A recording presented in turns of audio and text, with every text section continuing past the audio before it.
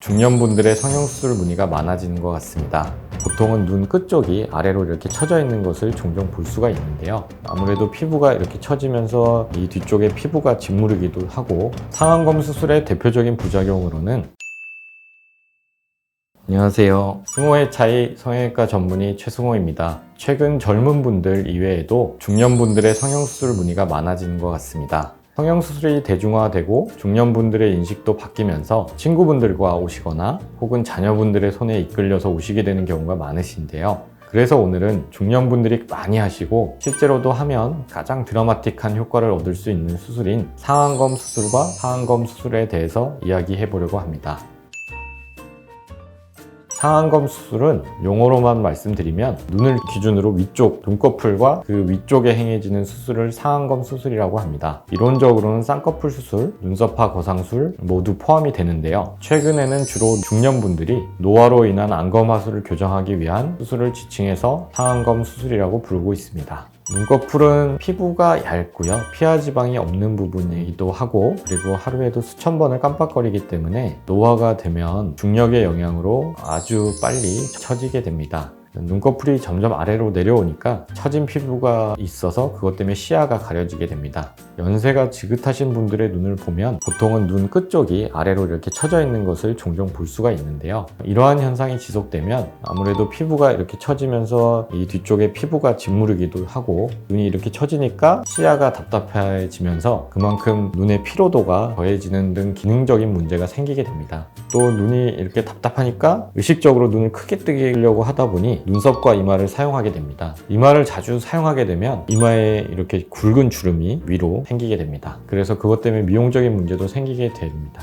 이런 경우에 처진 눈꺼풀을 제거하고 기능적, 미용적인 문제를 해결하기 위해서 시행하는 수술이 상안검 수술입니다. 상안검 수술은 말씀드린 것처럼 눈가에 피부 처짐이 심해서 시야를 가리거나 피부가 짓무르거나 하는 경우 외에도 처진 눈꺼풀 때문에 쌍꺼풀이 풀린 경우, 아니면 처진 눈꺼풀에서 속눈썹이 찌르는 경우에도 시행하게 됩니다. 수술 방법은 먼저 의사와 상담을 통해서 처진 피부를 얼마나 제거할 것인지, 쌍꺼풀을 만들 것인지 등등에 대한 세부 사항을 정하고 디자인을 한 다음에 최대한 흉터가 남지 않게 눈의 주름을 따라서 절개를 한 후에 늘어진 피부를 제거하게 됩니다. 이 과정에서 눈두덩이에 지방이 많아서 볼록한 느낌이 있다라고 하면 지방을 제거하거나 재배치를 통해서 평평하게 다져주게 됩니다. 반대로 눈두덩이가 꺼졌다면 눈 지방을 재배치하는 등을 통해서 꺼진 부분을 채워주게 되고, 지방이 너무 없다고 하면 지방 이식이나 이런 것도 같이 할 수가 있게 됩니다. 그리고 나서 피부를 봉합을 해서 마무리하게 됩니다.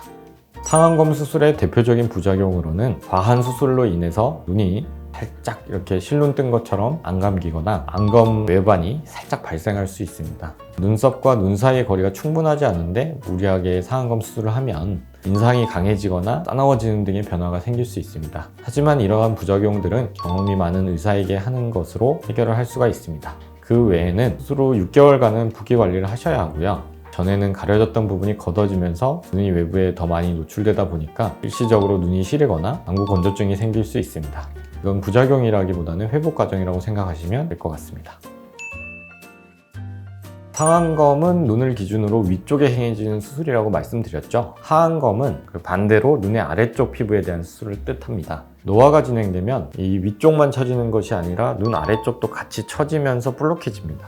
우리의 눈 아래쪽에는 이 밑에 3개의 지방주머니가 있습니다. 노화가 되면 이 눈 밑에 지방주머니를 지탱하는 경막이 느슨해집니다. 그 전에는 이 벽이 팽팽했기 때문에 그 안에 지방이 잘 고정되어 있었는데, 이 벽이 약해지고 주변의 근육도 힘이 떨어지고 하니까 안에 있던 지방이 원래 위치를 벗어나서 앞쪽으로 이렇게 처지고 늘어지게 됩니다. 이로 인해서 눈 밑에가 어두워지면서 눈 밑에 주름이 심하게 생기게 되는 것이죠.